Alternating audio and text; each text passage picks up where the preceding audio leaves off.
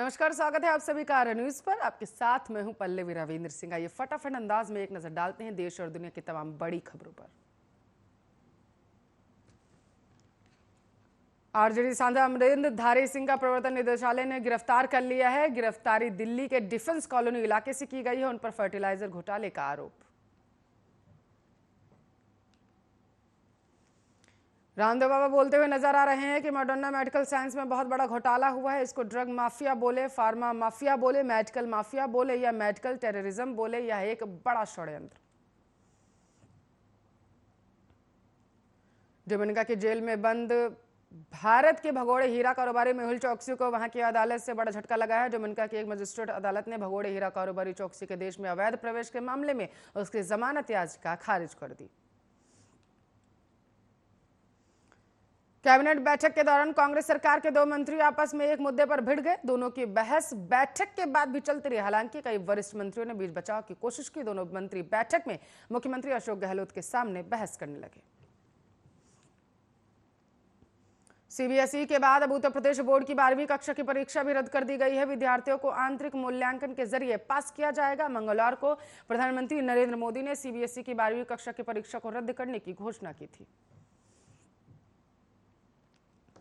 राष्ट्रीय बाल अधिकार संरक्षण आयोग के मुताबिक 29 मई तक पूरे देश में 9,346 बच्चे ऐसे हैं जो कोरोना महामारी के चलते बेसहारा या अनाथ हो गए। इसमें अधिकतर बच्चों ने अपने माता पिता में से किसी एक को खो दिया है। देश में कोरोना संक्रमण की दूसरी लहर का प्रकोप लगातार जारी है। अभी भी हर दिन 1.25 लाख से ज्यादा नए मामले दर्ज किए जा रहे हैं। स्वास्थ्य मंत्रालय के ताजा आंकड़ों के अनुसार पिछले 24 घंटों में 1,34,154 नए कोरोना केसेस सामने आए हैं। 2,887 संक्रमितों की जान चली गई। एम्स में कोवैक्सीन टीके का बच्चों पर क्लिनिकल ट्रायल चल रहा है। 28 मई से रजिस्ट्रेशन शुरू हुआ है। स्वेच्छा से 108 बच्चों ने रजिस्ट्रेशन कराया। इसमें से 15 बच्चों का क्लिनिकल परीक्षण किया गया तो 3 को ही ट्रायल के लायक पाया गया। भारत में मानसून इस बार सामान्य से ज्यादा होने की उम्मीद लगाई जा रही है। मौसम विभाग की माने तो देश भर में इस बार अच्छी बारिश हो सकती है। हालांकि मानसून आज केरल में दस्तक दे चुका है। मौसम विभाग की माने तो आगामी 24 घंटे में बारिश तेज हो सकती है।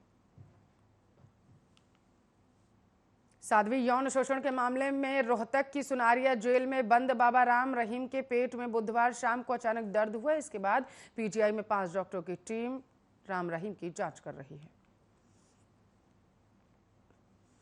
शिवसेना नेता और उद्धव सरकार के मंत्री अनिल परब की मुश्किलें खत्म होने का नाम नहीं ले रही हैं। वसूली के आरोपों के बाद अब अवैध रिसोर्ट बनाने के मामले में रत्नागिरी कलेक्टर ने जांच के आदेश दिए हैं। रिपोर्ट तलब की गई।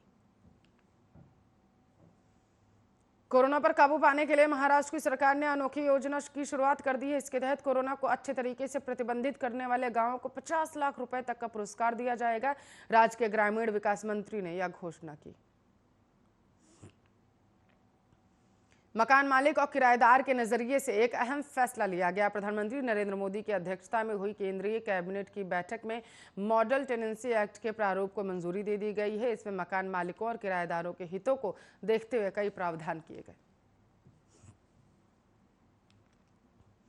सुप्रीम कोर्ट ने वरिष्ठ पत्रकार विनोद दुआ के खिलाफ शिमला में दर्ज राजद्रोह का मुकदमा खारिज करने का आदेश दे दिया। दुआ का कहना था कि यूट्यूब चैनल में केंद्र की आलोचना के चलते उन्हें परेशान किया जा रहा। भारत में रूसी स्पुतनिक के बाद एक और विदेशी वैक्सीन आने के लिए तैयार है। सरकार की अंतिम मंजूरी का इंतजार है। इसके बाद अगले महीने से भारत में फाइजर वैक्सीन का पहला खेप भारत पहुंच सकता है। इस प्रकार अगले महीने से देश में 4 कंपनियों की वैक्सीन लगने लगेगी। कोरोना संकट की इस घड़ी में रिलायंस इंडस्ट्रीज ने अपने कर्मचारियों के लिए एक बड़े ऐलान कर दिया है। बता दें कि रिलायंस कंपनी कोरोना की वजह से जान गंवाने वाले अपने कर्मचारियों के परिवारों को अगले 5 सालों तक मासिक वेतन जारी करेगी। अगर किसी महिला का विवाहेतर संबंध है तो इसका मतलब यह नहीं है कि वह महिला अपने बच्चों की परवरिश से सही से नहीं कर सकती। पंजाब और हरियाणा हाईकोर्ट ने इसी आधार पर महिला को बच्चों की कस्टडी के अधिकार से वंचित करने का फैसला सुना दिया है।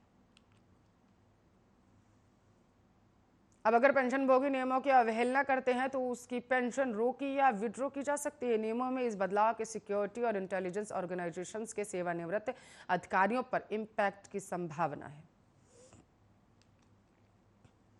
भारतीय और ब्रिटिश शोधकर्ताओं के एक साझा अध्ययन के मुताबिक कोरोना महामारी के कारण भारत में पिछले साल लगाए गए पहले लॉकडाउन के कारण प्रमुख महानगरों समेत समूचे देश की वायु गुणवत्ता में जबरदस्त सुधार हुआ था।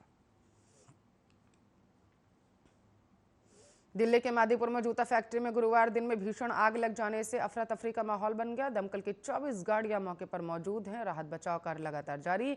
घटना में किसी के हताहत होने की खबर नहीं। उत्तरी कश्मीर के बारामूला में टीकाकरण अभियान के तहत 124 साल की महिला को वैक्सीन की पहली डोज दी गई है। महिला की उम्र सुनकर सभी हैरत में पड़ गए। इस बात की जानकारी बारामूला के डिप्टी कमिश्नर ने ट्वीट करके दी। राजकुमारी डायना की शादी की पोशाक केंसिंगटन पैलेस में royal style in the making प्रदर्शनी का हिस्सा बनेगी। इसके लिए डायना के बेटों ने परमिशन दे दी है। दरअसल एक खास अलमारी में दिवंगत राजकुमारी की शादी की पोशाक रखी है, जो 25 सालों में ऐसा पहली बार होगा जब जनता के सामने इसकी प्रदर्शनी लगाई जाएगी। कोरोना महामारी के बीच भारत के अंतरिम तकनीक क्षेत्र से अच्छी खबर सामने आ रही है। भारत में निजी अंतरिम अंतरिक्ष फार्मा संख्या में 350 अधिक हो गए हैं। आपको बता जो इस क्षेत्र में पहले से ही काम कर रहे जापान, चीन और रूस से अधिक है। यह संख्या भारत को विश्व में 5वें स्थान पर रखती है। अमेरिकी समाचार पत्र वॉशिंगटन पोस्ट के हाथ डॉक्टर फॉसी के ईमेल लगे हैं। इसके बाद से अमेरिकी महामारी विशेषज्ञ राष्ट्रपति जो बाइडेन के शीर्ष स्वास्थ्य सलाहकार डॉक्टर एंथनी फॉजी पर वुहान लैब को पैसे देने के आरोप के सबूत के तौर पर देखा जा रहा है। देश में सरकार के साथ राष्ट्रपति भी बदलने जा रहे हैं। इजरायली संसद नेसेट में हुए गुप्त मतदान में अनुभवी नेता इसाक हर्जोग ने देश के 11वें राष्ट्रपति के रूप में निर्वाचित किया गया है। वह आधिकारिक रूप से राष्ट्रपति रिवलिन का स्थान लेंगे। दुनिया का सबसे ताकतवर देश अमेरिका कोरोना वायरस महामारी के मद्देनजर दुनिया के जरूरतमंद देशों को कोरोना की 8 करोड़ वैक्सीन बांटने की योजना बना रहा है। कोरोना की दूसरी लहर का प्रकोप झेल रहे भारत और ब्राजील जैसे बड़े देशों को अमेरिका के इस कदम से बड़ी मदद मिलने की संभावना है। पाकिस्तान के शहर कराची में स्थित डिफेंस हाउसिंग सोसाइटी में एक धारावाहिक की शूटिंग के दौरान एक सुरक्षाकर्मी ने गोलियां चला दी। इस घटना में कम से कम 9 लोग घायल हो गए। पुलिस ने बताया कि सुरक्षाकर्मी की पहचान गुल चाई के तौर पर हुई है और उसे गिरफ्तार कर लिया गया। सिंगर नीति मोहन ने बेटे को जन्म दिया है और फैंस इस खुशखबरी को सुनकर फूले नहीं समा रहे हैं। एक्टर निहार पांड्या ने इंस्टाग्राम पर पोस्ट साझा करके गुड न्यूज दी है। सुशांत सिंह राजपूत की मौत के मामले में एनसीबी ने उनके बॉडीगार्ड को पूछताछ के लिए बुलाया है। सुशांत के बॉडीगार्ड से इससे पहले भी पूछताछ की गई थी। इससे पहले एनसीबी ने समन जारी कर सुशांत के नौकर नीरज और केशव को पूछताछ के लिए तलब किया था। आज अमिताभ बच्चन और जया बच्चन की शादी की 48वीं सालगिरह है और हर साल की तरह इस साल भी महानायक ने पत्नी जया के संग खूबसूरत तस्वीर साझा की। महानायक अमिताभ बच्चन ने अपने इंस्टाग्राम हैंडल से तस्वीर शेयर की।